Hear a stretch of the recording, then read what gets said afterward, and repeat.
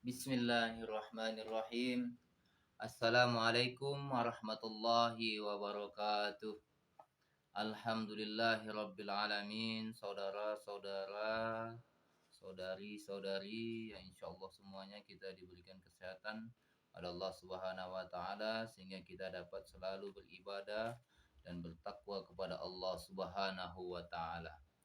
Baiklah saudara-saudara, saudari yang dirahmati Allah, kali ini saya akan mengajak teman-teman, saudara-saudara untuk mengulang kembali sejarah kisah nabi-nabi dan rasul yang 25 yang kita ketahui. Yang pertama yaitu Nabi Adam alaihissalam. Sejarah kisah mula Nabi Adam alaihissalam diciptakan oleh Allah. Sebelum Nabi Adam diciptakan oleh Allah Subhanahu wa taala, yang pertama kali itu Allah ciptakan langit dan bumi di alam semesta ini. Dan segala isinya termasuk gunung, laut, tumbuh-tumbuhan dan sebagainya. Hewan, binatang, matahari, bulan, bintang, semua yang ada di bumi. Allah menciptakan langit dan bumi itu dalam waktu 6 hari atau masa.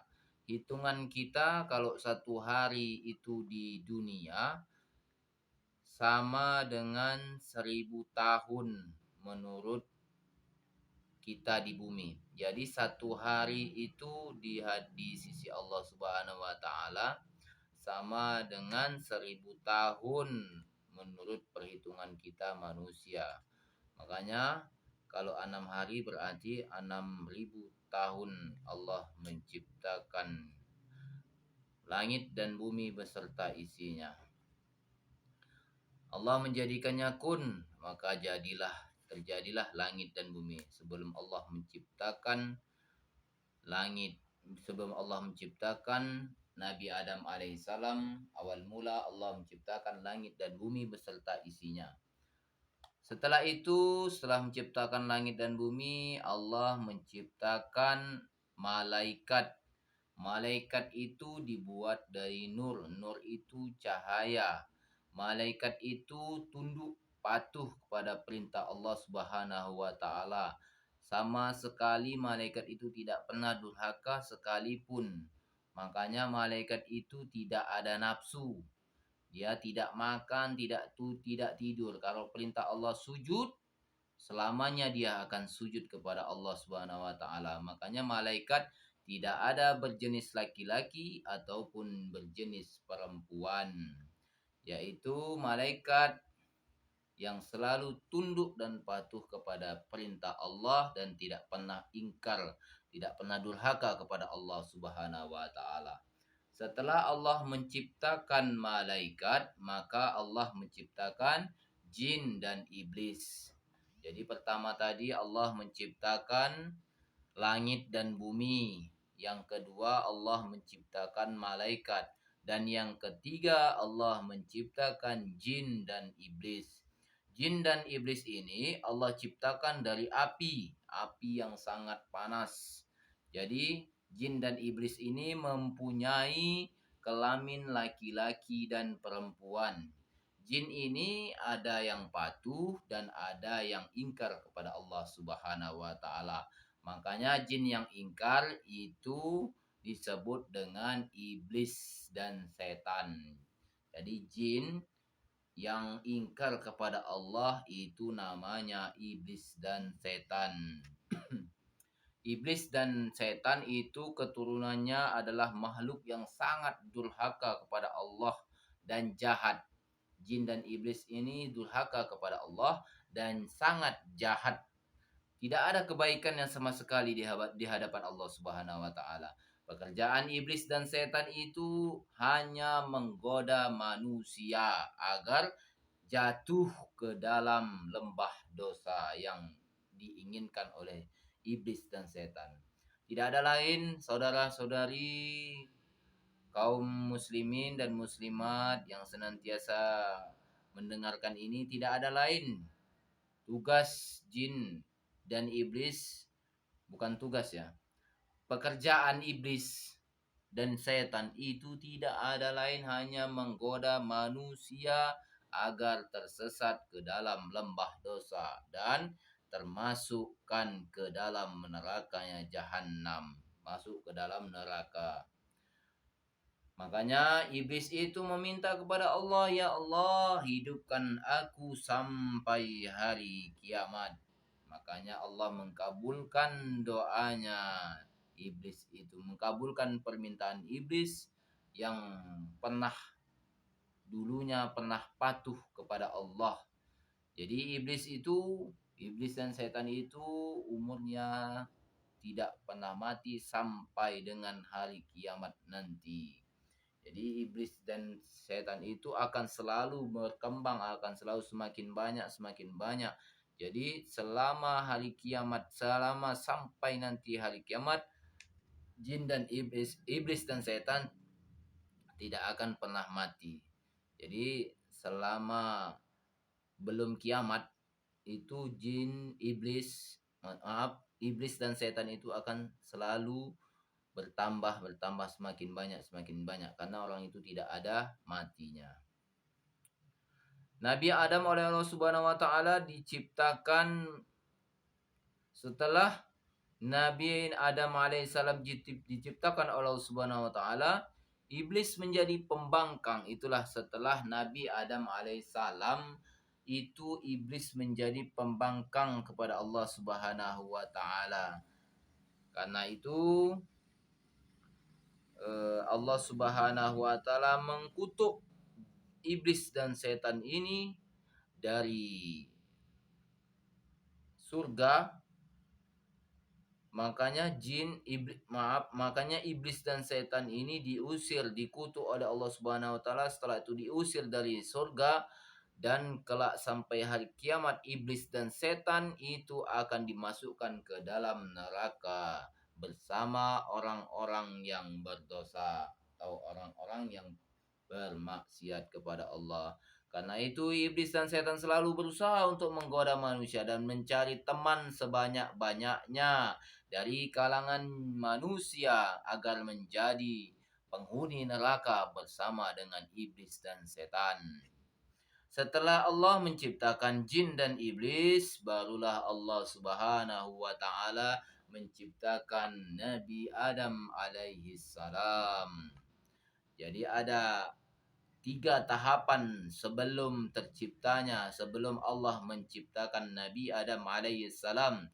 Yang pertama, Allah menciptakan langit dan bumi beserta isinya. Yang kedua, Allah menciptakan malaikat. Setelah malaikat diciptakan, Allah menciptakan jin dan iblis.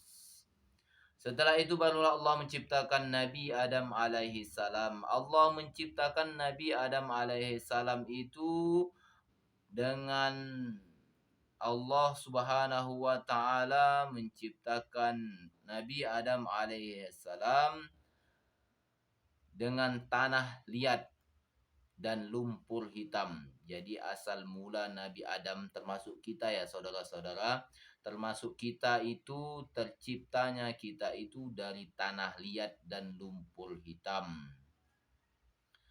Allah menciptakan malaikat langit, bumi, malaikat, jin dan iblis itu Allah menciptakan makhluk yang bernama Nabi Adam alaihissalam untuk mengelola langit, untuk mengelola bumi yang diciptakan Allah.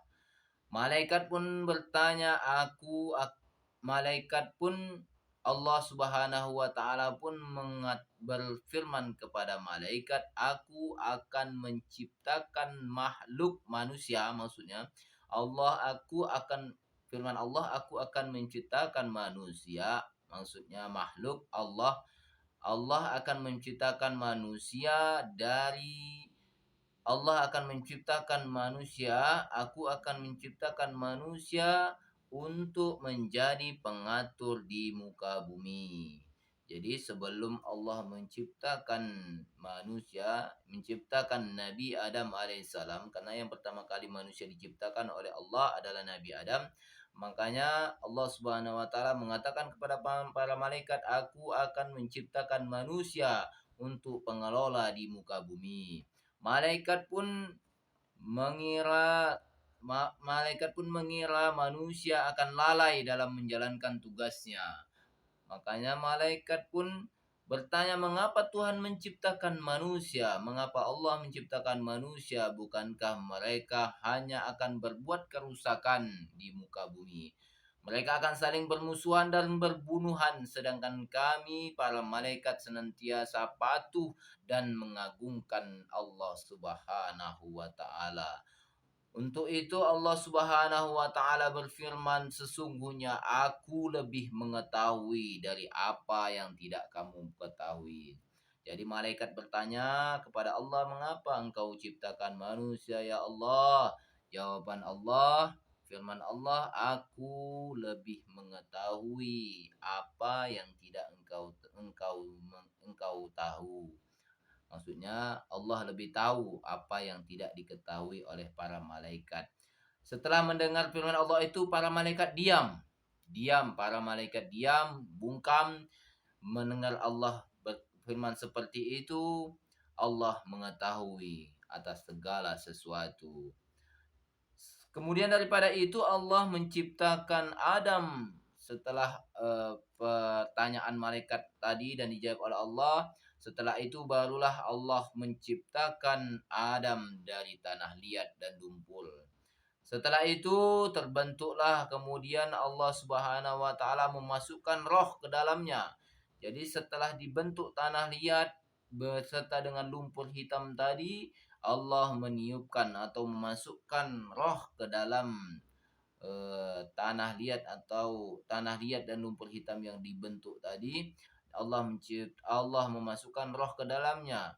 Adam pun kemudian hidup, bisa berdiri dan tegak. Setelah dibentuk tadi dari tanah liat dan lumpur hitam, setelah itu Allah memasukkan roh ke dalam tanah liat dan lumpur hitam tadi. Setelah itu maka Nabi Adam alaihissalam pun hidup dan bergerak tegak. Setelah itu Allah kemudian memerintahkan kepada para malaikat untuk bersujud atau menghormati kepada Adam alaihissalam. Para malaikat ini tidak pernah membangkang, tidak pernah menolak, tidak pernah melawan, tidak pernah membantah perintah Allah. Para malaikat pun sujud kepada Nabi Adam alaihissalam dengan ucapan selamat, dengan ucapan pernyataan hormat dan ucapan selamat atas terciptanya Nabi Adam alaihissalam.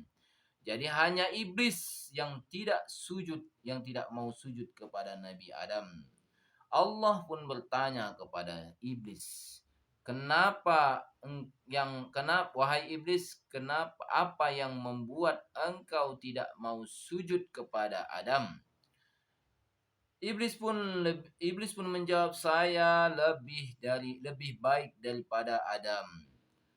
Engkau menciptakan saya dari api, wahai Allah, sedangkan Adam diciptakan hanya dari tanah, hanya dari segumpal tanah. Iblis menjawab seperti itu kepada Allah. Allah pun murka mendengar dengan jawaban iblis itu. Allah murka kepada iblis.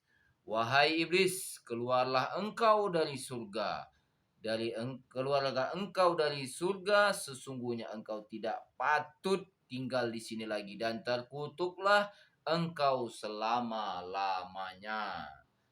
Semenjak Allah menciptakan Nabi Adam dan iblis tidak mau sujud kepada Nabi Adam, semenjak itu Allah mengkutuk iblis dengan mengusir iblis dari surga dan mengutuk iblis selama-lamanya. Iblis pun menyatakan ungkapannya kepada Allah Subhanahu wa taala, wahai Allah, wahai Tuhan, engkau kutuk aku, engkau usir aku dari surga karena Adam, tapi engkau usir aku dari surga karena Adam, saya rela. Ini bahasa iblis. Jawaban saya rela, tetapi kabulkanlah permintaan atau permohonanku untuk hidup selama-lamanya hingga akhir kiamat. Jadi setelah iblis diusir oleh Allah Subhanahu wa taala, iblis meminta kepada Allah untuk hidup selama-lamanya sampai dengan hari kiamat nantinya. Kenapa dia tidak mau sujud? Karena dia merasa api lebih hebat daripada tanah liat.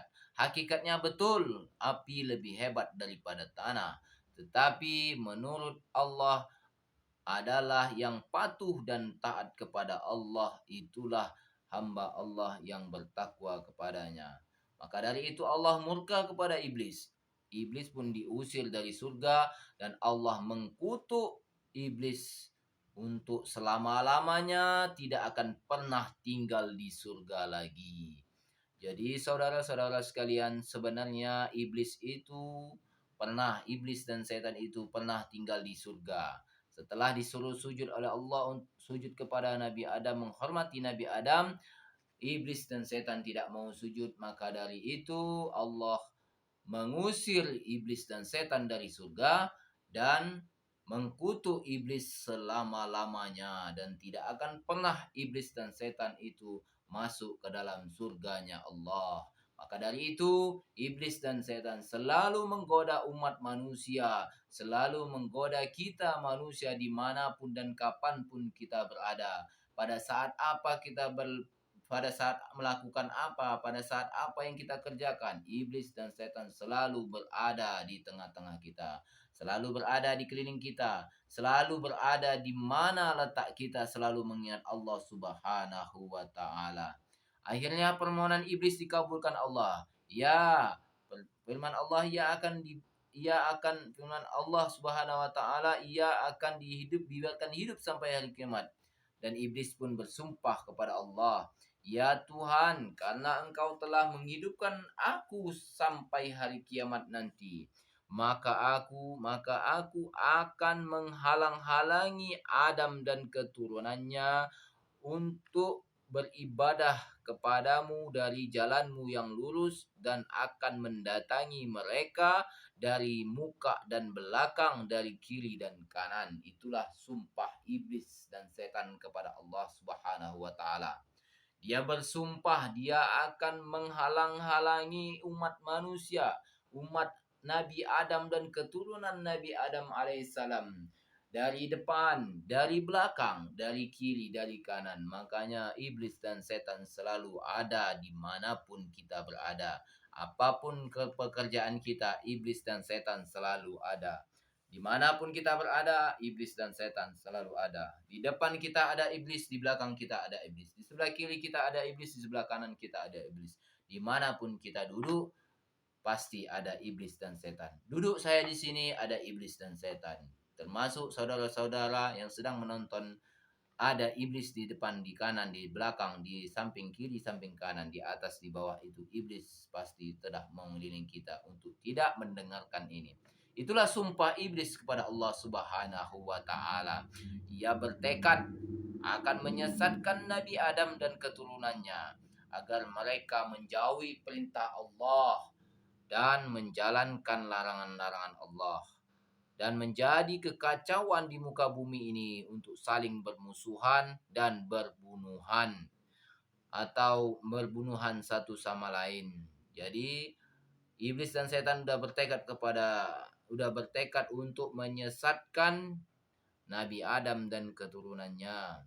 Setelah itu menjauhi perintah-perintah Allah dan mendekati larangan-larangan Allah, dan serta melakukan kekacauan di muka bumi ini dan saling bermusuhan dan berbunuhan satu sama lain. Makanya tanda-tanda itu sudah nampak ya saudara-saudari. Jadi tekad jin di iblis dan setan itu sudah nampak, yaitu menyesatkan kita dari perintah-perintah Allah dan membuat kekacauan di muka bumi ini, dan membuat kita saling bermusuhan dan berbunuhan satu sama lain. Apalagi Sebentar lagi kita akan memilih pemimpin kita. Maka jangan sampai kita digoda, jangan sampai kita dipengaruhi oleh iblis dan setan sehingga kita saling bermusuhan, atau jangan sampai kita saling berbunuhan satu sama lain. Makanya itulah janji dan tekad iblis kepada Allah Subhanahu wa taala. Setelah itu mendengar firman Allah Subhanahu wa taala, Allah berfirman, untuk melawan segala tipu daya dan akal busukmu, aku beri manusia senjata yang ampuh. Dengan akal itu aku bimbing mereka dengan petunjuk-petunjuk, yaitu agama. Aku mampu membedakan mana yang benar dan mana yang salah. Siapa yang tidak menggunakan akalnya tentu dapat kau sesatkan. Mereka yang sesat itu akan mempertanggungjawabkan perbuatannya padaku di hari kemudian nantinya. Mendengar firman Allah Subhanahu wa taala, iblis semakin benci kepada Nabi Adam. Ia kemudian mendekati Nabi Adam dan diperiksanya seluruh tubuh Nabi Adam. Iblis mencari titik kelemahan Nabi Adam. Akhirnya dapat ditemukannya, yaitu nafsu. Jadi titik kelemahan kita, Nabi Adam dan keturunannya itu adalah nafsu. Jin dan iblis dan setan itu keliling dia mencari di tubuh Nabi Adam itu di mana letak kelemahannya. Ternyata letak kelemahannya Nabi Adam alaihi salam itu adalah nafsu. Nafsu itu cenderung melakukan perbuatan yang buruk. Bila manusia cenderung menurutkan hawa nafsunya, maka sangatlah mudah untuk iblis dan setan untuk menjerumuskannya ke jalan yang tidak benar. Makanya kita harus bisa menahan hawa nafsu kita dengan cara salah satunya yaitu mengurangi makan dan kita senantiasa berpuasa sunnah untuk mengurangi hawa nafsu kita. Karena hawa nafsu itu mengalir di darah kita. Kalau darah kita kuat, maka kuatlah iblis dan setan itu. Tapi kalau darah kita lemah, kita kurang makan, kurang minum, kurang makan, kurang minum, dan kurang aktivitas, maka tubuh kita lemah, iblis pun lemah. Apabila kita kuat, makan kuat, minum kuat, maka iblis dan setan pun semakin kuat. Kemudian Allah mengajarkan kepada Nabi Adam, yaitu nama-nama benda yang dapat dilihat Nabi Adam. Dengan demikian Nabi Adam alaihissalam mengetahui nama-nama benda yang ada di muka bumi ini. Jadi sebelum Allah menurunkan Nabi Adam diajarkan oleh Allah nama-nama benda yang dapat dilihat Nabi Adam yang berada di muka bumi. Yaitu Allah memberikan pengetahuan pokok yang akan dipergunakan untuk mengatur dan memelihara bumi. Allah membuktikan kepada para malaikat. Nabi Adam ini dibuktikan oleh Allah kepada para malaikat kemampuan Nabi Adam ini untuk mengatur dan memelihara bumi. Allah Subhanahu wa taala berfirman kepada para malaikat, "Sebutkanlah kepadaku nama-nama benda itu."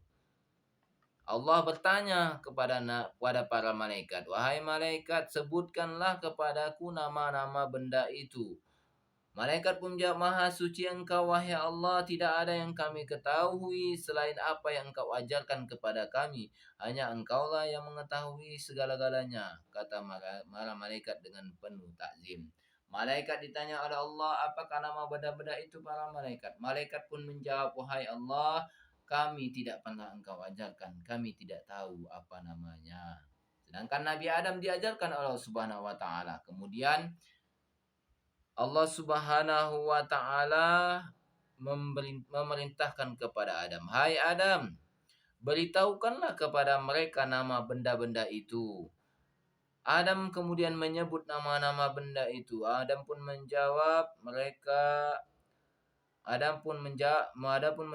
pertanyaan yang diberikan oleh Allah Subhanahu wa taala. Para malaikat pun kagum. Mereka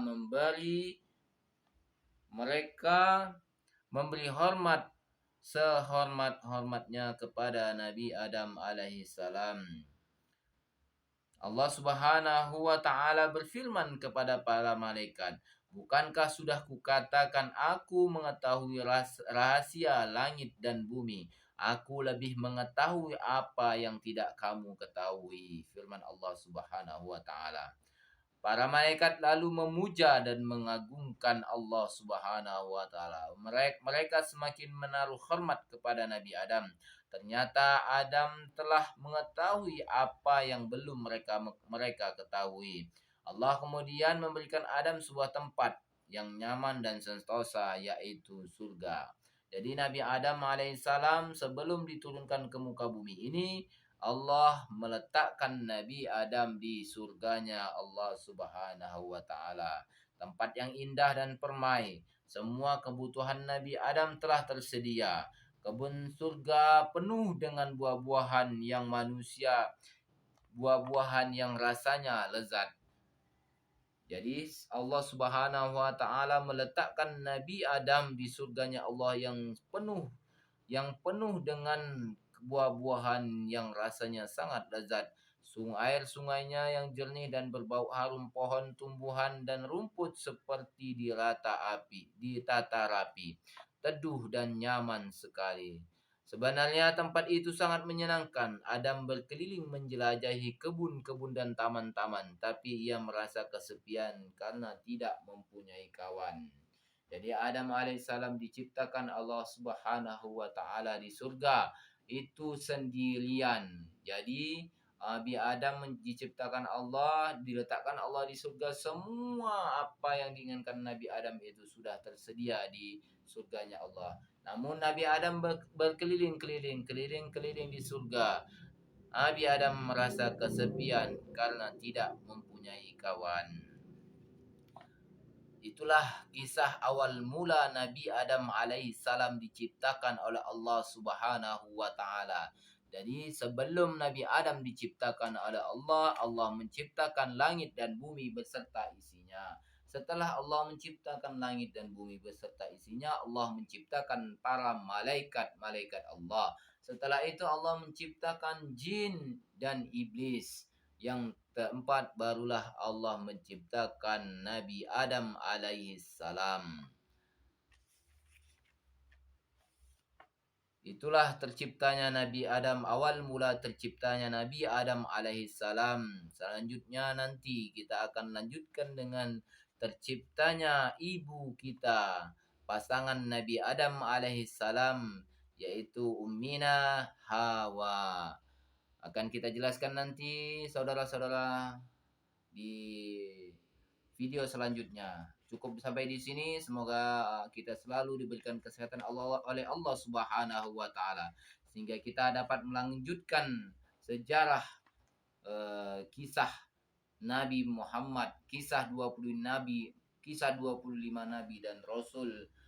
Yang pertama kita mulai dengan kisah awal mulanya Nabi Adam alaihissalam. Semoga kita dapat melanjutkan nanti kisah selanjutnya, yaitu terciptanya ibu kita, ibu umat manusia, yaitu Ummina Hawa. Cukup sampai di sini. Semoga kita selalu diberikan kesehatan Allah Subhanahu wa taala.